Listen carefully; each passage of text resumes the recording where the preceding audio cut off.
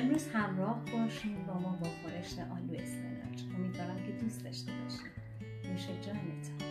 مواد لازم: 2 عدد ران کامل مرغ، آلو 250 گرم، اسفناج نیم کیلو خرد شده و سرخ شده، پیاز 1 عدد خرد شده، ادویه نمک، فلفل، زردچوبه و ادویه خورشتی.